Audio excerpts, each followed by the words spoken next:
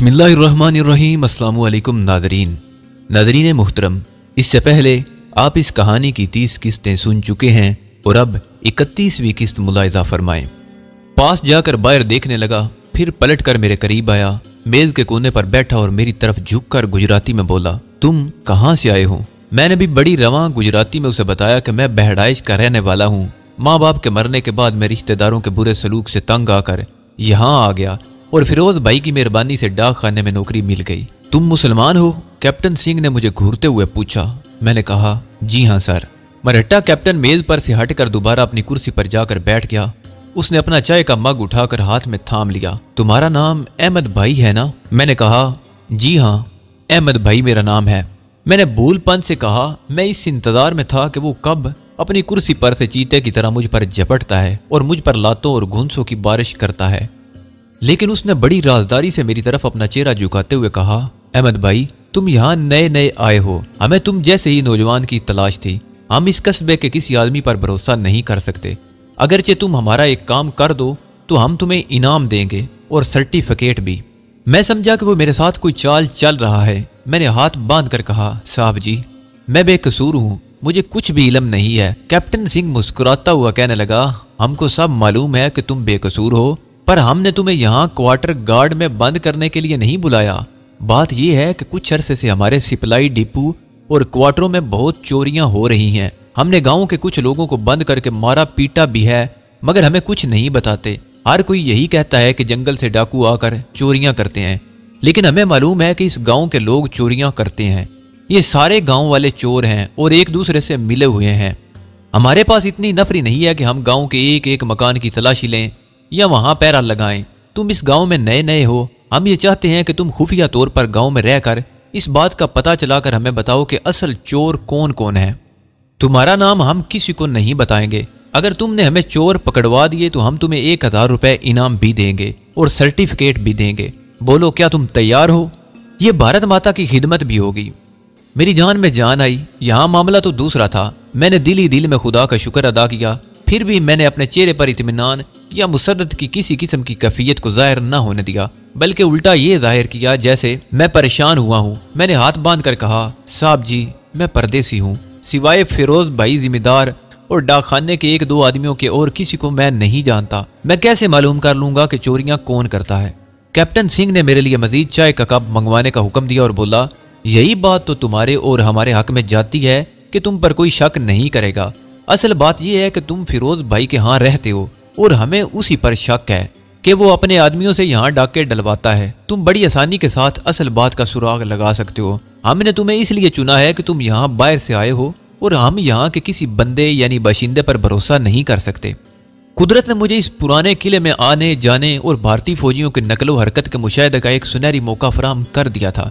फिर भी मैंने बड़ी आजिज़ी से कहा, साहब जी, अगर यहाँ के लोग चोर डाकू हैं तो जी फिर तो वो बड़े जालिम लोग होंगे। अगर उन्हें पता चल गया कि मैंने मुखबरी की है तो वो तो मुझे जान से मार डालेंगे। इस पर कैप्टन सिंह ने मुझे जोर देकर कहा, अहमद भाई, तुम बेफिक्र रहो, हम तुम्हारी जान की हिफाजत का जिम्मा लेते हैं। तुम पर आंच तक ना आएगी। बस एक बार तुम हमें असल चोरों का पता बता दो, उसके बाद तुम अलग हो जाना। फिर हम जाने और हमारा काम, और हम तुम्हारा नाम किसी को नहीं बताएंगे। फिर तुम्हें किस बात का डर है? इतने में चाय आ गई। मैंने गुजरात के आम रवाज की तरह प्लेट में कप की आधी चाय अंडेली और प्लेट मुंह से लगाकर पीने लगा।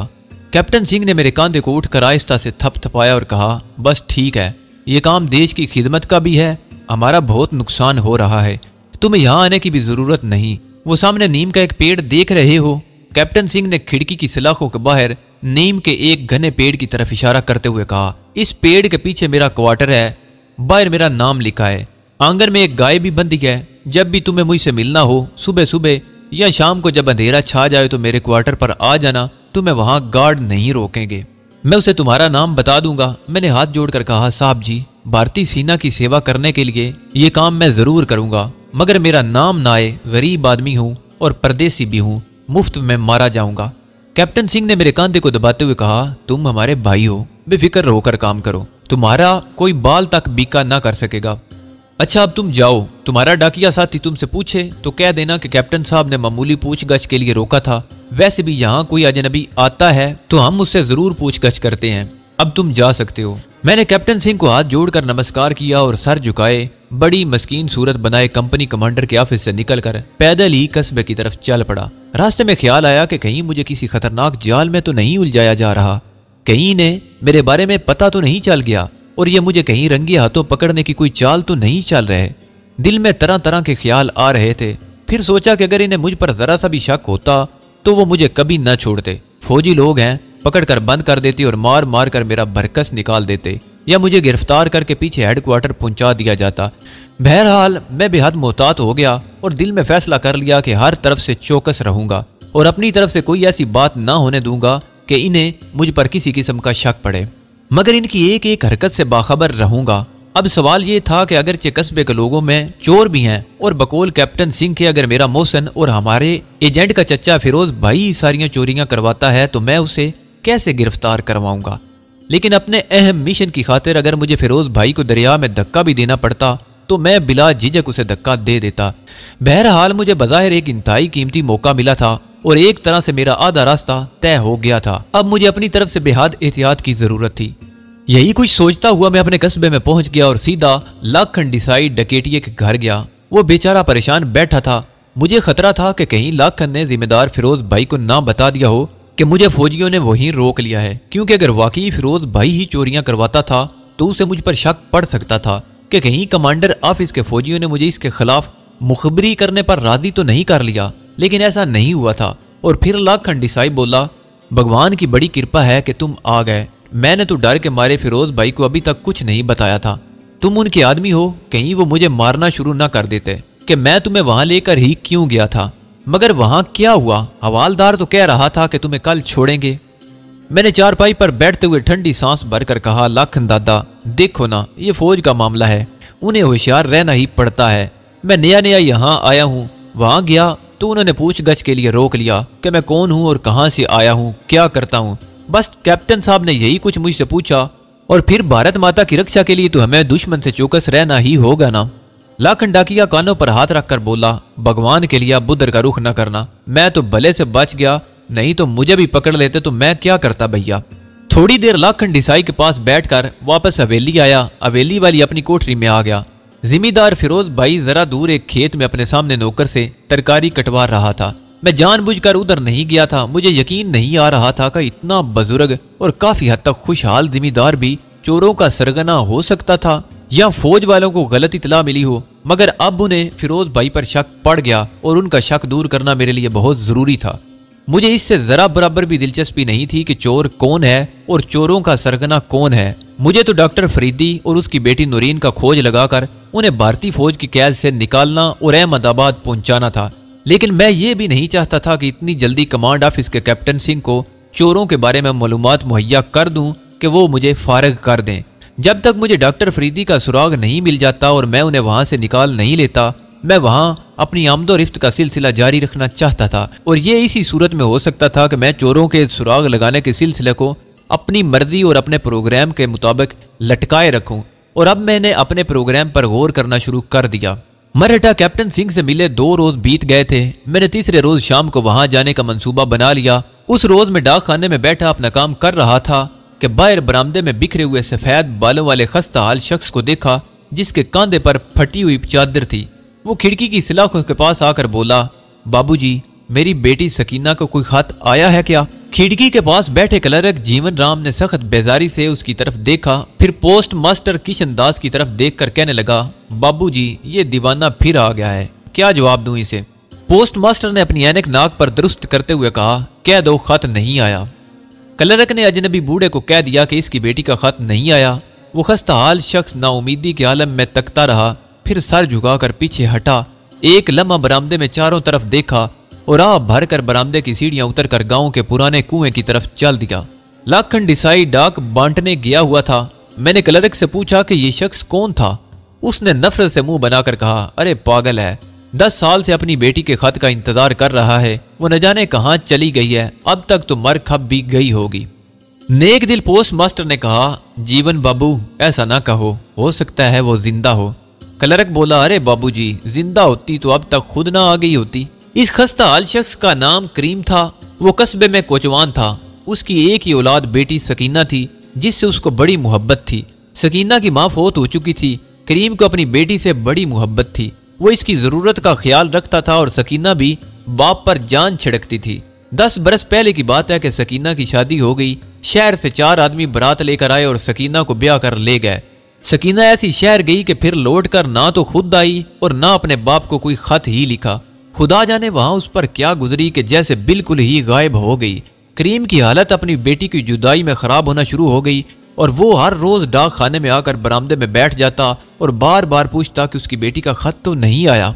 शुरू में डाक खाने वाले उससे दिलजोई करते रहे, फिर उन्होंने इसकी परवाह करनी छोड़ दी। उसके बाद करीम का मजाक उड़ाना शुरू कर दिया। फिर उसे धुतकारा जाने लगा कि क्या अपनी बेटी के खत का इंतजार कर रहे हो, वो मर गई है। बेचारा मुसीबत का मारा बाप 2 बरस तक शहर की खाक छानता रहा।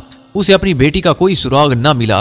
वो रखेलपुर वापस आ गया। लोग उसे दीवाना समझने लगे। बच्चे उसके पीछे ठट्ठा करते रहते। वो एक बार फिर अपनी बेटी को ढूंढने शहर चला गया। वहां 4-5 बरस तक अपनी बेटी की तलाश में दर बदर फिरते रहने के बाद अब फिर वापस कस्बे में आ गया था और डाक क्लर्क ने उसे झाड़ दिया था।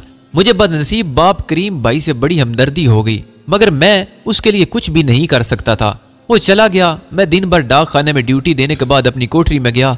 शाम को मुझे कैप्टन सिंह के यहाँ जाकर एक मन गढ़ंत रिपोर्ट देनी थी। जब सूरज गुरूब हो गया और कस्बे के खेतों पर अंधेरे की सुरमई राख सी गिरने लगी तो मैं कोठरी से निकलकर पुराने किले की तरफ चल पड़ा। कैप्टन सिंह के क्वार्टर पर पहुंचते पहुंचते अंधेरा हो गया। क्वार्टर अच्छा खासा था। अंदर सेन में बाग की एक क्यारी लगी थी। बरामदे में बल्ब जल रहा था। छोटे से गेट पर एक इंडियन सिपाही पहरा दे रहा था। मैंने उसे अपना नाम बताया तो वो मुझे अंदर ले गया। मरहटा कैप्टन सिंह ने मुझसे हाथ मिलाते हुए एक छोटे से सजे सजाए कमरे में बिठाया और मेरे लिए चाय मंगवाई। फिर बोला, कहो दोस्त, क्या खबर लाए हो? मैंने कहा, साहब जी, आपका अंदाजा दुरुस्त था। फिरोज भाई के पास कल रात एक आदमी आया। दोनों देर तक खुसर फुसर करते रहे। ये आदमी अपने साथ एक गठरी भी लाया था जो फिरोज भाई ने रख ली थी। इसमें क्या था? कैप्टन सिंह ने पूछा। मैंने कहा, ये मैं पता नहीं चला सका, लेकिन मैंने उनकी बातें छुपकर सुन ली थी। वो क्या बातें कर रहे थे? मैंने जवाब दिया, मैं दरवाजे के साथ लगकर उनकी बातें सुनने की कोशिश कर रहा था। साफ आवाज तो नहीं आ रही थी, बस इतना ही सुन सका कि वो सप्लाई डिपो से इस बार चीनी की बोरियां उठाने का प्रोग्राम बना रहे थे। कैप्टन सिंह की भवें तन गई तो गोया फिरोज भाई चोरों का सरदार है और अब वो हमारे डिपो से चीनी की बोरियां चुराने आ रहे हैं। मैं सालों को शूट कर दूंगा। तुम ऐसा करो, उस आदमी पर नजर रखो, वो गांव में कहाँ है? मैंने कहा, वो तो सुबह सुबह चला गया था, शायद 2-1 रोज में फिर आएगा। कैप्टन सिंह गुस्से में उठकर टहलने लगा। वो बार बार हाथों की मुट्ठियां बंद कर रहा था। फिर मेरी तरफ देखकर बोला, तुमने बड़ी अच्छी खबर दी है, थैंक यू। अब तुम जाओ, हम इस बार चोरों को जिंदा नहीं छोड़ेंगे। उन्होंने समझ क्या रखा है। मैं नमस्कार करके चला आया। मैंने ये सब कुछ एक सोची समझी स्कीम के तहत किया था। मुझे मालूम था कि कैप्टन को मेरी तरफ से किसी सबूत की जरूरत है और वो भरपूर एक्शन लेगा। चुनाचे उसने ऐसा ही किया। दूसरे रोज मैं अभी डाक खाने नहीं गया था कि पूना रेजिमेंट की जीप हवेली के बाहर आकर खड़ी हुई। उसमें से 4 फौजी जवान राइफलें ताने निकले और हवेली में घुस गए। उन्होंने फिरोज भाई को घसीटकर बाहर निकाला और जीप में बिठाकर देखते ही देखते वहां से गायब हो गए। हवेली में औरतें और बच्चे दम बखुद रह गए थे। मैं भी उनकी हैरानी और परेशानी में शामिल हो गया। फिर डाक खाने चला आया। 4 बजे वापस हवेली गया तो फिरोज भाई आ गया था, मगर उसकी बुरी हालत थी। कमांडर ऑफिस में उसे बुरी तरह मारा पीटा गया। वो बिस्तर पर पड़ा करा रहा था और कस्बे का वेद उसके जख्मों की मरहम पट्टी कर रहा था। उसने रोते हुए मुझे बताया कि खुदा जाने मेरे किस दुश्मन ने फौजियों को खबर दी कि मैं उनके यहाँ चोरियां करवाता हूँ। देखो उन्होंने मार मार कर मेरी हालत क्या बना दी है। मैंने बज़ाहिर इंतहाई हमदर्दी का इजहार किया। दिल में दुख भी हुआ, लेकिन यह मेरे मिशन का एक हिस्सा था। मैं मजबूर था। चुनाचे अपनी स्कीम के दूसरे मरहले पर अमल करते हुए मैं 1 रोज बाद कैप्टन सिंह के क्वार्टर में जा पहुंचा। मैंने अपनी हालत से यह जाहिर किया कि मैं बेहद परेशान और घबराया हुआ हूँ। कैप्टन सिंह ने पूछा, क्या बात हुई? तुम इतने घबराए क्यों हो जवान? मैंने बड़ी मुश्किल से आंसू निकाल कर हाथ जोड़ते हुए कहा, महाराज मुझे बचा लें, अब मैं वापस कस्बे में नहीं जा सकता। फिरोज भाई को किसी ने बता दिया है कि मैंने मुखबरी की थी। उसके आदमी मुझे कत्ल करने के लिए आए थे और मैं बड़ी मुश्किल से जान बचाकर यहाँ पहुंचा हूँ। कैप्टन सिंह ने फिरोज भाई को मोटी गाली देकर कहा, हमने उसकी ठुकाई कर दी थी, मैं तो उसे शूट करने वाला था। मैंने कैप्टन सिंह के पांव पकड़ लिए, साहब मुझे इससे बचा लें, सारा गांव अब मेरा दुश्मन हो गया है। मैंने भारतीय सेना और भारत माता की खिदमत के लिए ऐसा किया था, अब वो तो मुझे जान से मारने को फिर रहे हैं। कैप्टन ने गुस्सीली आवाज में कहा, तुम्हारा तो कोई बाल भी बीका नहीं कर सकता जवान। मैंने हाथ जोड़ दिए, हुजूर मुझ पर रहम करें, मुझे अपनी खिदमत के लिए यहीं रख लें, सिवाय आपके अब मेरा कोई नहीं, मैं तो अपनी नौकरी से भी गया। कैप्टन सिंह कुछ सोचने लगा, फिर मेरी तरफ देखकर बोला, अहमद भाई तुमने हमारे लिए बड़ा काम किया है, हम तुम्हें मुसीबत में अकेला नहीं छोड़ेंगे। तुमने हमें उन चोरों का निशान बता दिया जिनकी हम एक मुद्दत से तलाश में थे। अच्छा तुम ऐसा करो कि मैं तुम्हें अपनी रेजिमेंट में काम दिला दूंगा, तुम आज की रात यहीं बाहर बरामदे में सो जाना, कल तुम्हें दफ्तर में ले चलूंगा। यही तो मेरा मकसद था। बरामदे में एक कैंप काट डालकर मुझे कंबल दे दिया गया, रात को खाना भी मुझे वहीं मिला। मैंने रात बरामदे में गुजार दी। सुबह कैप्टन सिंह मुझे अपने साथ रेजिमेंटल ऑफिस में ले गया। यहाँ मुझे छोटे मोटे काम करने पर लगा दिया गया। मुझे एक भारतीय फौजी की हरे रंग की पतलून और उसी कलर की कमीज और बूट दे दिए गए। दोपहर के बाद मैंने कैप्टन सिंह से दरख्वास्त की कि हवेली में मेरे कुछ पैसे पड़े रह गए हैं, मैं वो लाना चाहता हूँ। कैप्टन सिंह ने एक जीप में मेरे साथ 4 फौजी कर दिए। मैंने जीप कस्बे के बाहर ही एक जगह रुकवाई और खुद हवेली की तरफ गया। रास्ते में इत्तेफाक से लाखन डाकिया मिल गया। कहने लगा कि तुम कहाँ सुबह से गायब हो, दफ्तर भी नहीं आए। मैंने कहा, लाखन बाबू मुझे नौकरी मिल गई है, वहाँ बड़े मजे में हूँ, मुफ्त राशन मिलता है। उसे हैरान छोड़कर मैं हवेली में आया तो फिरोज भाई अभी तक साहिब फराश था। मैं अपनी कोठड़ी में रह गया और अपने सराहने में से 900 रुपए और सुधा नगनी का सांप का मनका निकाल कर जेब में रखा और कस्बे से निकलकर जीप में सवार होकर वापस कमांड ऑफिस में आ गया। कैप्टन सिंह ने अपनी तसल्ली के लिए पूछा, तुम्हें किसी ने कुछ कहा तो नहीं? मैंने हाथ जोड़कर कहा, महाराज भारतीय फौज के होते हुए किसी की जुर्रत है कि मुझ पर हाथ उठाए? वैसे साहब जी वो लोग अब मुझसे बड़ी चिकनी चपड़ी बातें कर रहे थे। हर कोई कहता था कि तुम गांव से क्यों चले गए, वापस आ जाओ। मैंने कहा, भगवान तुमसे बचाए, अब तो मैं अपनी भारतीय सेना की ही खिदमत करूंगा। कैप्टन सिंह अपनी बारीक मूंछों पर उंगली फेर कर बोला, मैंने अपने जवानों को ऑर्डर कर दिया था कि हमारे आदमी को किसी ने कुछ कहा तो सीधा गोली चला देना। मैंने कैप्टन सिंह का झुककर शुक्रिया अदा किया और अपने काम में लग गया। मुझे रहने के लिए फौजियों की बैरक के अकब में एक झोंपड़ा मिल गया। मैं दिन भर वहां काम करता, खाना फौजियों के लंगर में खाता और रात को अपनी झोंपड़ी में बिछी कैंप कार्ड पर आकर सो जाता। मैंने बहुत जल्द मालूम कर लिया कि इस पुराने किले में पूना रेजिमेंट की इस कंपनी के कोई 100 के करीब मरहटा सिपाही तानियात थे, जिनका कमांडर मरहटा कैप्टन सिंह था। मेरा काम ऑफिस में इधर उधर की चीजें वगैरह ला कर देना और कमरों की झाड़ पूंछ भी था।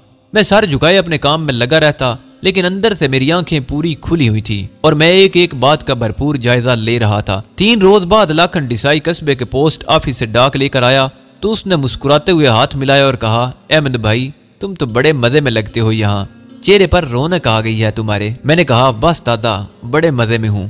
कैप्टन सिंह ने लाखन डिसाई को मुझसे मुस्कुरा कर बातें करते देखा तो करीब आकर बोला, तुम जंगली लोग इस शरीफ जवान के दुश्मन हो, ऊपर से तुम बड़े हंस हंस कर मिलते हो। गांव वालों को कह देना कि इधर किसी ने इसकी तरफ आंख उठा कर देखा तो गोली मार दूंगा। लाखन डिसाई बेचारा तो हक्का बक्का होकर रह गया। हाथ बांध कर बोला, महाराज मैंने तो कुछ नहीं कहा। मैं चुपके से एक तरफ को चल दिया। मैं कैप्टन सिंह को ये तासर देने में कामयाब हो गया था कि गाँव वाले ऊपर से मुझसे हंस कर मिलते हैं, क्योंकि मैं भारतीय सुरमाओं की पनाह में आ गया हूँ, लेकिन अंदर से ये मेरी जान के दुश्मन है। पुराने किले के पूना रेजिमेंटल ऑफिस में काम करते मुझे 2 हफ्ते गुजर गए। इस दौरान में मुझे इस बात का हल्का सा निशान भी न मिल सका कि इस किले में पाकिस्तानी साइंसदान और उसकी बेटी कैद में रखे हुए हैं। फौजी ज्यादातर मरहटी जबान में बातें करते थे, कोई कोई गुजराती जबान भी बोल लेता था। मैं मरहटी जबान के अल्फाज में कुछ कुछ समझने लगा था, लेकिन उनकी जबान से मैंने अभी तक किसी पाकिस्तानी कैदी साइंसदान का जिक्र नहीं सुना था। 2-1 बार मुझे खारदार गेट में से गुजरकर पुराने किले के अंदर जाने का भी मौका मिला, लेकिन वहां वही लंबी ड्यूटी में आमने सामने 2-4 कमरे बने थे। एक खाली हवालात थी, बिल्कुल सेध में लकड़ी का एक दरवाजा था जो हमेशा बंद रहता था। कंपनी के मरहटा फौजी जवान सुबह को ड्रिल करते, फिर किले के इर्द गिर्द अपनी अपनी पोस्टों पर जाकर पैरे में खड़े हो जाते। मुझे यकीन था कि यहाँ जरूर कोई खास बात है, वरना इस जंगल में फौज की तैनाती की बजाय कोई वजह नजर नहीं आती थी। दूसरे हमारे एजेंट की इतला गलत नहीं हो सकती थी। डॉक्टर अफरीदी और उसकी बेटी यकीनन इस कमांड पोस्ट के किले के तहखाने में कहीं कैद थे। अब मुझे शहर से आने वाले इन फौजी अफसरों का इंतजार था जो बकौल डाकिया लाखन डिसाई के वो कभी कभी यहाँ आया करते थे। इस असना में मुझे कैप्टन सिंह की जबानी पता चला कि इसने फिरोज भाई को सप्लाई डिपो की चीजें चुराने के इल्जाम में गिरफ्तार करवा कर हेडक्वार्टर भिजवा दिया है। मुझे अफसोस जरूर हुआ, लेकिन अपने मिशन के सामने मुझे अपनी जान भी बेहकीकत मालूम होती थी। एक रोज इस पुराने किले वाली मिलिट्री पोस्ट पर मुझे कुछ गैर मामूली सरगर्मी नजर आई। हवालदार किशन लाल ने मुझे हुक्म दिया कि कमरे अच्छी तरह से झाड़ पूंछ करूं। दफ्तर के सामने वाले फूलों के प्लाट में से घास काट दी गई। सिपाहियों ने अपनी बूट पट्टी चमकाई। मैं खामोशी से ये सारी तैयारियां देखता रहा और समझ गया कि कोई फौजी अफसर आ रहा है। दोपहर के बाद एक फौजी जीप कमांड पोस्ट के ऑफिस के सामने आकर रुकी। मैं बैरक की दीवार के पास अटेंशन खड़ा था। कैप्टन सिंह भी फुल वर्दी में था। उसके पीछे 4 सिपाही चाकू चुबंद खड़े थे। कैप्टन सिंह ने आगे बढ़कर जीप का दरवाजा खोला। जीप में गंजे सर वाला गहरे सांवले रंग का एक गोल मटोल सा आदमी निकला, जिसके हाथ में ब्रीफ केस था। वो सिविलियन कपड़ों में था। उसके साथ 2 फौजी भी उतरे। कैप्टन सिंह और दूसरे सिपाहियों ने उन्हें सल्यूट किया। सांवला गोल मटोल आदमी ब्रीफ केस थामे किले के खारदार जंगले की तरफ चला। दोनों फौजी और कैप्टन सिंह भी उसके साथ थे। ये सब किले के दरवाजे में से गुजरकर ड्योढ़ी में दाखिल हो गए तो खारदार जंगला बंद कर दिया गया। मैंने कमांड ऑफिस के बरामदे में बिछे हुए बेंच को कपड़े से झाड़ते हुए पैरे पर खड़े हवालदार किशन लाल से पूछा, महाराज कोई बड़ा साहब आया है? किशन लाल बोला, अबे तुझे इससे क्या, चल अपना काम कर। मैं कान लपेट कर वहां से हट गया और बरामदे के बाहर रखे फूलों के गमलों की तरतीब ठीक करने लगा। फिर बाल्टी लेकर कर्नल पर चला गया और उसे धोकर उसमें पानी भरने लगा। मेरा ज़हन इन 3 आदमियों के बारे में बड़ी तेजी से सोच रहा था जो अभी अभी इस कमांड पोस्ट पर आए थे, जिनमें से एक सिविलियन और 2 फौजी थे। ये बात यकीनी थी कि ये वही लोग हैं जो बकौल लाखन डिसाई के कभी कभी शहर से यहाँ आया करते थे। ये लोग जिस एतमाद और पूरे इसरार अंदाज में वहां आए थे, इससे जाहिर होता था कि यह महज एक मामूली फौजी पोस्ट नहीं है और यहाँ कोई बड़ी अहम बात हो रही है। मुझे यकीन हो गया कि पाकिस्तानी साइंसदान डॉक्टर फरीदी और उसकी बेटी इसी जगह किसी तहखाने में बंद है और यह सिविलियन भारतीय साइंसदान था जो अपने फौजियों के साथ डॉक्टर फरीदी से अपने जेरे तकमील फार्मूले के बारे में मजीद पूछगछ करने आया था। पानी से भरी हुई बाल्टी मैंने आग बुझाने वाली दूसरी बाल्टियों के पास जाकर रख दी और खुद लंगर खाने वाली बैरक की तरफ निकल गया। मैं बरामदे के कोने में लकड़ी की सीढ़ी पर बैठकर बीड़ी पीने लगा। मेरे करीब ही एक बूढ़ा घास काट रहा था। उसे सब डिब्बर कहकर पुकारते थे और ये वहां अक्सर घास वगैरह काटने आया करता था। मैंने उसे जेब से बीड़ी निकाल कर दी। वो बड़ा खुश हुआ। इधर उधर की बातों के बाद मैंने उससे कहा, चौकी पर कोई फौजी अफसर आ जाए तो लंगर में मुर्गियां काटी जाती हैं, आज हमें भी मुर्गी का शोरबा खाने को मिलेगा। बूढ़ा बीड़ी का कश लगाकर बोला, अरे भैया जी, ये तो आते जाते रहते हैं, इस बार देर से आए हैं। मैंने पूछा, डेबर दादा ये कौन लोग हैं? इनमें से तो एक सिविलियन है पर इसे भी सब ने सल्यूट मारा है। बूढ़ा कहने लगा, राम जाने कौन है, सुना है शहर से ये लोग आते हैं। वो घास काटने में मसरूफ हो गया। कोई 3 घंटे बाद नवार्द मेहमान किले के खारदार जंगले से बाहर आए। कैप्टन सिंह उनके हमरा था। सिविलियन ब्रीफ केस वाला उन सब के आगे आगे था। दोनों फौजी अफसर भी साथ साथ चल रहे थे। वो सब कैप्टन सिंह के कुशादा क्वार्टर की तरफ चल दिए। दोपहर 4 बजे मैं अपनी ड्यूटी से ऑफ होकर अपने झोंपड़े की तरफ जा रहा था कि मुझे कैप्टन सिंह के क्वार्टर के बाहर 2 संतरी पैरे पर नजर आए। मैं अपने ताम चीनी के फौजी मग में लंगर से चाय भरवा कर लाया था। मैं झोंपड़ी के आगे ईंटों के चबूतरे पर बैठकर चाय पीने लगा। वहां से कैप्टन सिंह के क्वार्टर का गेट मुझे साफ नजर आ रहा था। क्वार्टर पर गहरी खामोशी छाई थी। आज कैप्टन सिंह के क्वार्टर में गाय नजर नहीं आ रही थी। उसे निकाल कर किसी दूसरी जगह पहुंचा दिया गया था। सूरज दरख्तों के पीछे डूबने लगा। धूप मानिद पड़ गई। मैं अपनी झोंपड़ी में आकर कैंप कार्ड पर लेटकर सोचने लगा कि मुझे किले के राज को हल करने के लिए क्या तरीका इख्तियार करना चाहिए। शाम का अंधेरा चारों तरफ फैल गया। रात का खाना मैं फौजी लंगर में जाकर खाता था, जहां मैं देख आया था कि डांगरी मुर्गियों को काट रहे थे। मैं कुछ देर बाद उठकर लंगर खाने की तरफ जाने ही लगा था कि कैप्टन सिंह के माली ने आकर कहा, चल अहमद भाई, तुझे कप्तान साहब बुला रहे हैं। मैं कैप्टन सिंह के क्वार्टर की तरफ आ गया। फौजी गार्ड मुझे जानते थे। उन्होंने मुझे कुछ न कहा। क्वार्टर के बरामदे में बत्तियां रोशन थीं। कैप्टन सिंह का अर्दली दीक्षित हाथों में फलों से भरा हुआ टोकर थामे आ गया और कहने लगा, चल बे, इसे उठाकर किचन में चल। तू कहाँ छुपा हुआ था अब तक? मैंने जल्दी से फलों का टोकरा कंधे पर उठा लिया और अर्दली के साथ क्वार्टर के अकब वाले किचन में गया। यहाँ खाने की देगचियां लंगर खाने से तैयार होकर आ चुकी थी। खाना थालियों में लगाया जाने लगा। मैं पीतल के तश्त में नारंगियां, केले और अनानास सजाने लगा। अर्दली ने मेरी तरफ देखा और कहा, चल बे, ये चावलों की बड़ी डिश डाइनिंग टेबल पर ले जाकर रख दे। चावल रंगदार थे और उनमें से भाप निकल रही थी। कैप्टन सिंह का डाइनिंग रूम मुझे मालूम था। मैं अंदर दाखिल हुआ तो मुझे सिगार की खुशबू आई। देखा कि खाने की मेज पर फूल गुलदान सजे हुए हैं और सामने सोफों पर कैप्टन सिंह, दोनों अजनबी फौजी और सांवला गोल मटोल सिविलियन बैठे हैं। सिविलियन सिगार पी रहा था। वो आपस में मराठी जबान में बातें कर रहे थे। मैं चावलों का तश्त खाने की मेज पर रखकर खामोशी से बाहर निकल गया। मैंने वाज़े तौर पर महसूस किया था कि जब मैं कमरे में दाखिल हुआ था तो ये लोग बातें करते करते रुक गए थे।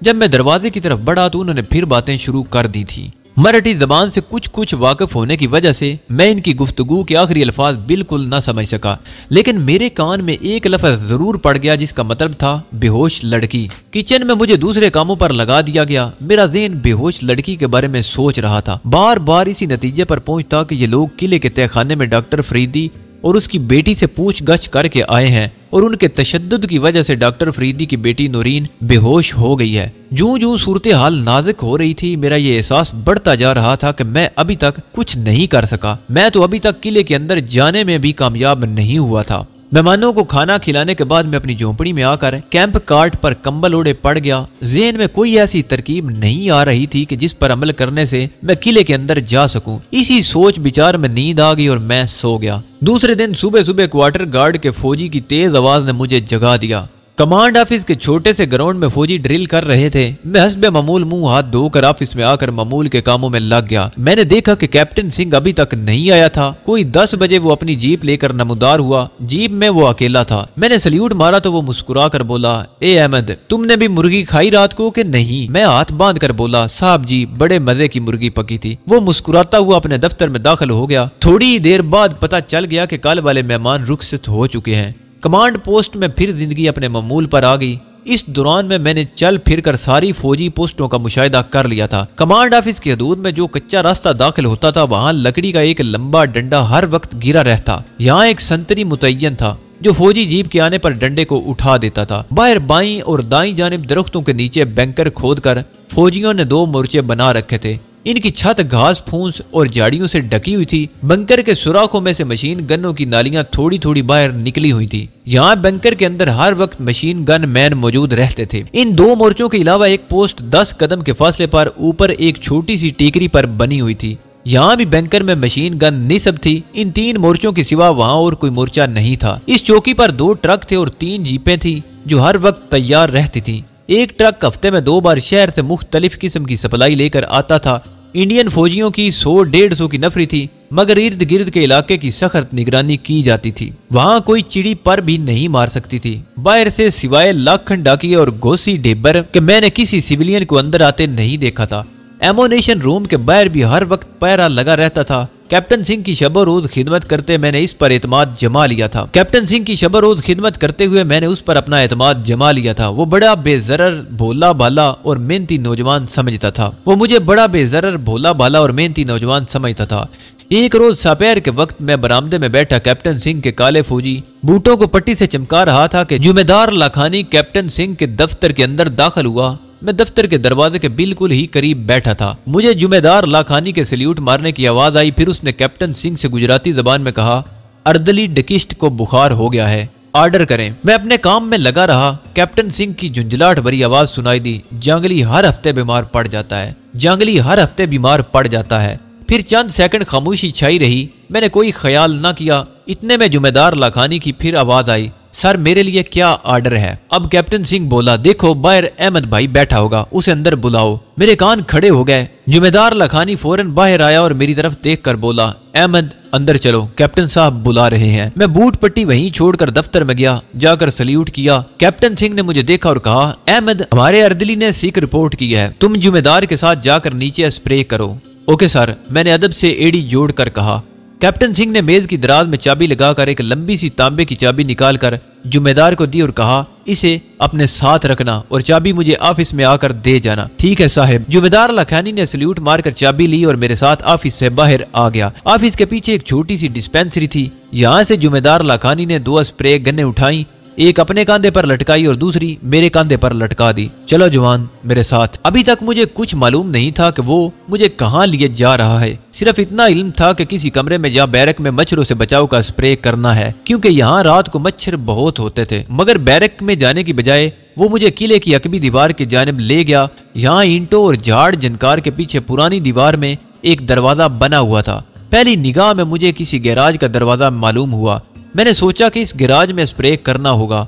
दरवाजा लोहे का था और उसका शायद गैराज के दरवाजे जितना ही था। जुमेदार लाखानी ने दरवाजे पर लगा हुआ ताला खोला और अंदर दाखिल हो गया। मैं उसके पीछे पीछे था। अंदर अंधेरा था। जुमेदार ने अंदर जाते ही दरवाजा बंद करके कुंडी लगा दी और बोला, मेरे पीछे चले आओ जवान। मैंने जेब से टार्च निकालकर रोशन कर दी। टार्च की रोशनी में मैंने देखा कि गैराज बिल्कुल खाली था। सिर्फ कोने में मुझे 2 पुराने टायर दीवार के साथ लगे नजर आए। जुमेदार ने टायर की रोशनी कोने में डाली और उस तरफ बढ़ा। अब जो मैं करीब आ गया तो देखा कि वहां एक तंग जीना नीचे उतरता था। मेरे कान खड़े हो गए। मैं खामोशी से जुमेदार के पीछे जीना उतरने लगा। 6-7 जीने उतरने के बाद हम एक तंग सी राहदारी में आ गए। यहाँ उसने टॉर्च बंद करके जेब में रख ली, क्योंकि राहदारी की छत के साथ एक मदम सा बल्ब जल रहा था। जुमेदार लाखानी ने कहा, चलो स्प्रे शुरू करो, तुम इस साइड में करो। और जुमेदार राहदारी की एक तरफ और मैं दूसरी तरफ स्प्रे करने लगे। हम स्प्रे करते करते आहिस्ता आहिस्ता आगे बढ़ रहे थे। चंद कदम चलने के बाद एक बाथरूम का छोटा सा अकबी दरवाजा नजर आया। मालूम होता था कि यहाँ से बाथरूम में रखी हुई बाल्टी वगैरह बाहर निकाली जाती है। हमने स्प्रे पंप का मुंह अंदर डालकर बारी बारी स्प्रे फेंकी। आगे राहदारी बाईं जानिब घूम गई। यहाँ भी छत के साथ एक बल्ब जल रहा था। मेरा दिल किसी होने वाले इंकिशाफ के ख्याल से धड़क रहा था। आगे गए तो एक जीना ऊपर को जा रहा था। यहाँ 2 संतरी स्टेन गन्ने कमर से लटकाए टहल रहे थे। उन्होंने गुजराती जुबान में जुमेदार लाखानी से फजूल सा मजाक किया। एक ने मेरी तरफ देखकर पूछा, अर्दली कहाँ मर गया आज, ये किसे ले आए हो? जुमेदार बोला, ये कैप्टन साहब का अर्दली है। एक संतरी ने हंस कर कहा, तो फिर यार इसको यहाँ लगा दो, हम तो इस गार में ड्यूटी देते हुए तंग आ गए हैं। जुमेदार लाखानी ने इसका कोई जवाब न दिया। अब मैं एक एक शय को गौर से देख रहा था। स्प्रे करते करते आगे भी बढ़ रहा था। ऊपर जाने वाले जीने से कोई 4 कदमों के फासले पर एक कोठरी का दरवाजा बंद था। दरवाजे के ऊपर एक सलाखों वाला ताकचा था। उसके अंदर से मदम सी रोशनी बाहर निकल रही थी। मैं कसदन मगर बज़ाहिर अनजानेपन से इस दरवाजे की तरफ स्प्रे करता हुआ बढ़ा तो जुमेदार लाखानी की आवाज आई, उधर किधर जाते हो, वापस आ जाओ, इधर मत जाओ। इस पर वहां खड़े एक संतरी ने हंस कर कहा, उधर कोठरी में बुढ़ा ही बैठा है, कोई मेम नहीं है, जाने दो इसे। मगर जुमेदार लाखानी ने मुझे आगे न जाने दिया और वहीं से मुझे लेकर वापस हो गया। जिस चश्मे हवा तक पहुंचने के लिए मैं अभी तक तरकीबें ही सोच रहा था, वहां मुझे खुद Marahatta company commander captain Singh ने पहुंचा दिया था। राहदारी में कोठरी के करीब और ऊपर जाते जीने के दरवाजे पर पहरा देते संतरी की गुफ्तगू से 2 बातें साबित हो रही थी। पहली ये कि इस कोठरी में ही पाकिस्तानी डॉक्टर फरीदी कैद था, जो मेरी इतला के मुताबिक अधेड़ उम्र था।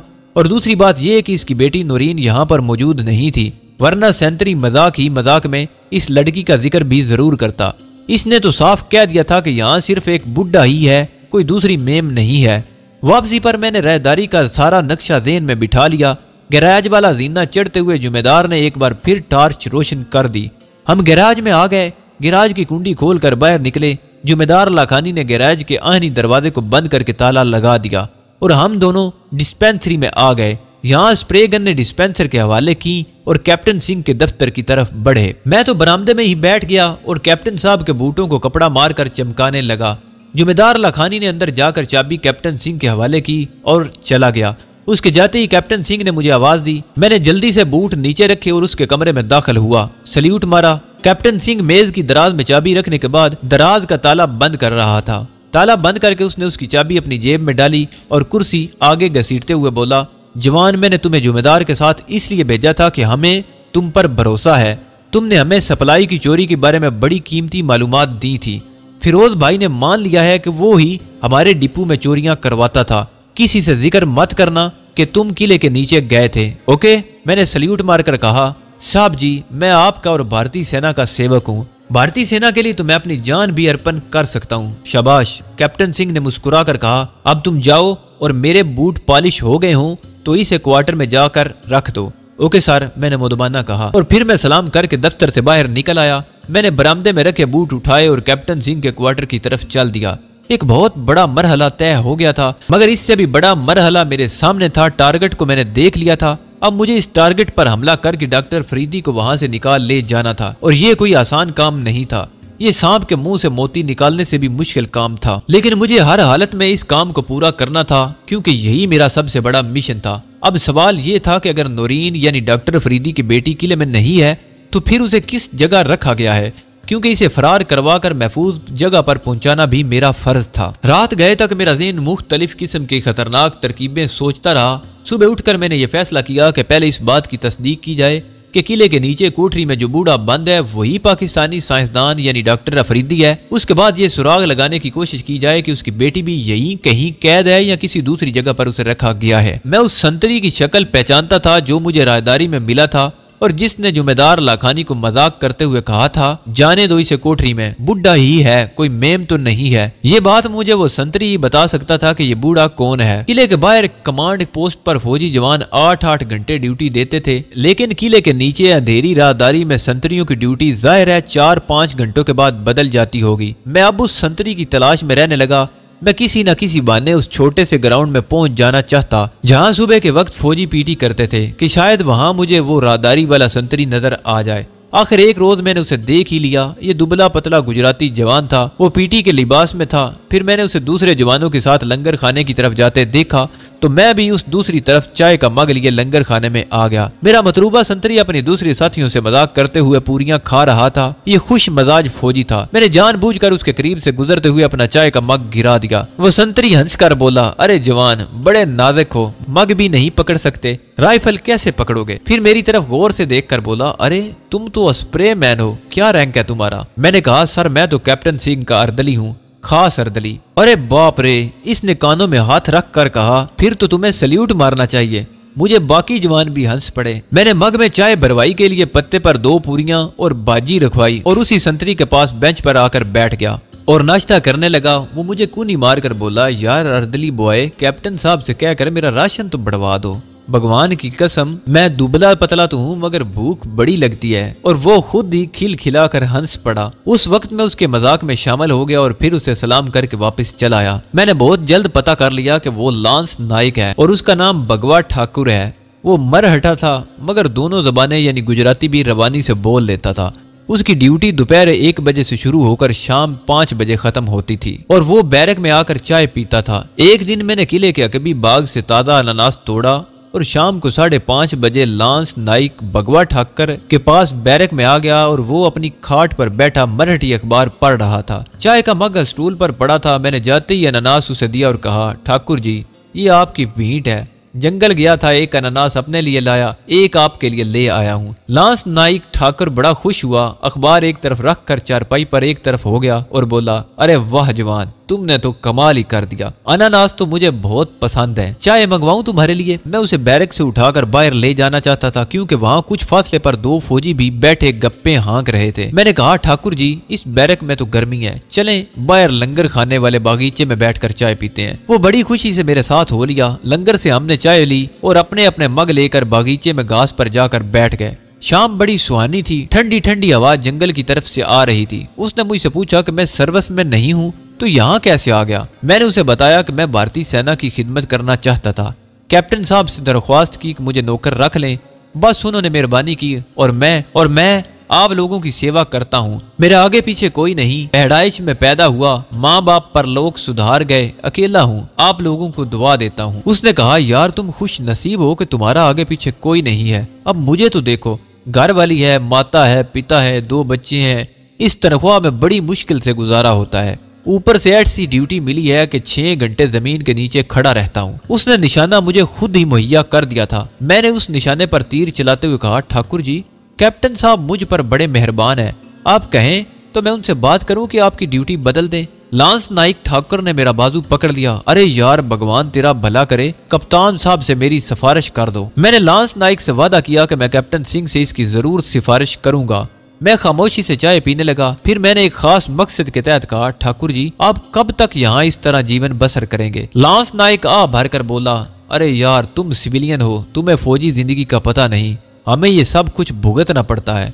मैंने हंस कर कहा, हाँ ठाकुर जी, आप उस रोज भी जब मैं नीचे स्प्रे करने आया था तो मजाक में जुम्मेदार लाखानी से कहा था कि यहाँ कोई मेम नहीं है। वो कहका लगाकर हंस पड़ा, अरे जवान, मेम क्या, यहाँ तो किसी काली कलूटी बंगन को भी आने की इजाजत नहीं है। मैंने फौरन कहा, ठाकुर जी, नीचे जो बुढ़ा कैद है वो जरूर हमारी भारत माता का दुश्मन होगा। मैं तो कहता हूँ कि भारत माता के दुश्मन को फौरन मार डालना चाहिए। लांस नाइक कहने लगा, अरे जवान, वो बुढ़ा है तो भारत माता का दुश्मन, परंतु उससे हमें एक काम लेना है, बस इसीलिए उस साले की हिफाजत कर रहे हैं। फिर मेरी तरफ झुककर बोला, मगर यार, आज से 4 माह पहले यहाँ उसकी बेटी भी थी, बड़ी खूबसूरत थी। उसको देखकर ही जरा मजा ले लिया करते थे। अब कम वक्त वो भी मंदिर वाले कैंप में भेज दी गई है। क्या करे यार, भगवान को हमारा सन्यासी रहना ही पसंद है। चाय और मंगवाऊं? उसने मुझे बहुत बड़ी इतला दे दी थी। इसके लिए मैं उसका जिस कदर भी शुक्रिया अदा करता कम था, मगर मैं उसका शुक्रिया अदा नहीं कर सकता था। मैंने पलट कर कहा, मंदिर वाला कैंप रखेलपुर वाला कैंप ही है ना? वो सिगरेट सुलगा कर बोला, अरे नहीं यार, अरे नहीं यार, रखेलपुर में कहां से कैंप आ गया? ये तो नीचे कीर के जंगल में जो तालाब के किनारे टूटा फूटा मंदिर है वहां है। कैंप भी क्या है, बस एक मिलिट्री पोस्ट। मैंने कहा, ठाकुर जी चाय लाऊं? और अरे यार तुम बैठो यहाँ, मैं लड़के को आवाज देता हूँ। उसने लड़के को आवाज देकर चाय लाने को कहा और मेरी तरफ झुककर बोला, जवान पक्का वादा है ना कि कैप्टन साहब से मेरी ड्यूटी तब्दील करने की बात करोगे? मैंने कहा, ठाकुर जी मैं पक्का वादा करता हूँ, अब वो मान जाए तो है। वो बोला, जरूर मान जाएंगे, तुम कह देना कि लांस नाइक राहदारी की सर्दी से बीमार रहने लगा है। यार हम ये शिकायत नहीं कर सकते, तुम कहोगे तो शायद कैप्टन साहब के दिल में ख्याल आ जाए। मैं जरूर बात करूंगा ठाकुर जी, आप तो मेरे दोस्त बन गए हैं। अब मैंने हंस कर कहा, लांस नाइक ठाकुर ने मुझसे जोर से हाथ मिलाया और मुझे सिगरेट निकाल कर दिया। मैं कभी कभी ही सिगरेट पीता हूँ। मैंने सिगरेट सुलगा लिया। इतने में लड़का टीन के जग में चाय लेकर आया। हमने अपने अपने मग भरवा लिए और चाय पीने लगे। रात को अपनी कैंप कार्ट पर बैठकर मैं सोच में पड़ गया। मेरा काम 2 गुना मुश्किल हो गया था। डॉक्टर फरीदी और उसकी बेटी नूरीन को अलग अलग रखा गया था। न जाने ऐसा इन लोगों ने किस मकसद के तहत किया था। बहरहाल मेरा मिशन ज्यादा उलझ गया था। मैं इन दोनों को बैक वक्त नहीं निकाल सकता था। अगर पहले एक को निकालता हूँ तो दूसरे को निकालना तकरीबन नामुमकिन हो जाता है। कुछ समझ में नहीं आ रहा था। बहरहाल मैंने यही तय किया कि पहले गिर के जंगल वाले तालाब के कैंप का मुशाहिदा किया जाना चाहिए कि उसका हदूद अरबा क्या है। एतवार के रोज मैंने कैप्टन सिंह से दरख्वास्त की कि साहब मैं आज जंगल में हरनी मार कर लाऊंगा, मुझे बंदूक दें। मैं हरनी के शिकार का बड़ा माहिर हूँ। बहराइच के जंगल में मैंने कई बार हिरनों का शिकार किया है। कैप्टन सिंह बोला, अरे अहमक तुम बंदूक चला लोगे? घेर के जंगल में हिरन ही नहीं शेर भी होते हैं। मैंने कहा, साहब जी मैं जंगल के किनारे ही पर रहूंगा, ज्यादा दूर नहीं जाऊंगा। कैप्टन सिंह से मैंने कुछ इस तरह इल्तमास किया कि वो राजी हो गया।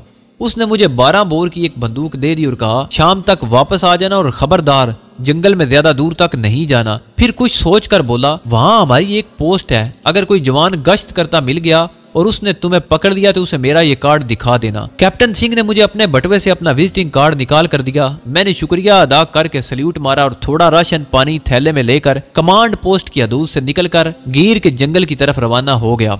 इंडियन रेजिमेंट की तालाब वाली पोस्ट गिर के जंगल में ज्यादा आगे जाकर नहीं थी। ये मैंने मालूम कर लिया था कि जंगल अपनी कमांड पोस्ट से ज्यादा 1.5 फरलांग पर से शुरू हो जाता था। गिर के जंगल सौराष्ट्र के बड़े मशहूर और कीमती जंगल हैं। सुना गया था कि वहाँ चारों तरफ ऊंची ऊंची पहाड़ियां हैं और साथ साथ इतनी बड़ी खाइयां हैं कि उनमें सैकड़ों हाथी समा जाएं। बंदूक मेरे कंधे पर थी और थैला दूसरे कंधे से लटका हुआ था। मैंने फौजी बूट पहन रखे थे और सुधा नगरी का शाम का मनका मैंने एहतियात से जेब में रख लिया था। मेरा मकसद हरनी का शिकार नहीं था, बल्कि जानबूझकर पुराने मंदिर के तालाब वाली पोस्ट की तरफ जाना था ताकि वहां पर मौजूद फौजी जवान मुझे मुश्तबा समझकर पकड़ लें और मैं उन्हें कैप्टन सिंह का कार्ड दिखाकर उनका एतमाद हासिल करके वहां जायजा ले सकूं। गिर का जंगल बहुत घना था और उसके वस्त में शेर, चीते और हाथी धुंधनाते फिर रहे थे, लेकिन मुझे जंगल के किनारे पर ही रहना था क्योंकि लांस नाइक ठाकुर ने बताया था कि पोस्ट जंगल के शुरू ही में है। ऊंचे नीचे सरसब्ज मैदान से निकला तो सामने जंगल के घने दरख्तों की एक कितार निस्फ दायरे की शक्ल में शमालन जनूबन चली गई थी। यहाँ से गिर का जंगल शुरू होता था। मैंने खुदा का नाम लिया और जंगल में दाखिल हो गया। मैदान में धूप की वजह से काफी गर्मी थी, लेकिन जंगल में दरख्तों के नीचे ठंडक थी और मैं अंदाजे से एक तरफ दरख्तों के साए तले चलने लगा। मैंने जंगल में एक फायर झोंक दिया, इस ख्याल से कि इस आवाज पर पोस्ट के फौजी चौकस हो जाएंगे और फायर की आवाज पर मेरी तरफ जरूर आएंगे। जंगल में कहीं तो घने दरख्त थे और कहीं ये छिदरे हो जाते थे। ऊंची ऊंची हाथी छिपवा घास के टापू आ जाते थे। मैं फायर करने के बाद एक घास के टापू में से निकला तो अचानक किसी ने मुझे आकर पकड़ लिया। कौन हो तुम? उसने पूछा। मैंने पलट कर देखा 2 इंडियन आर्मी के जवान थे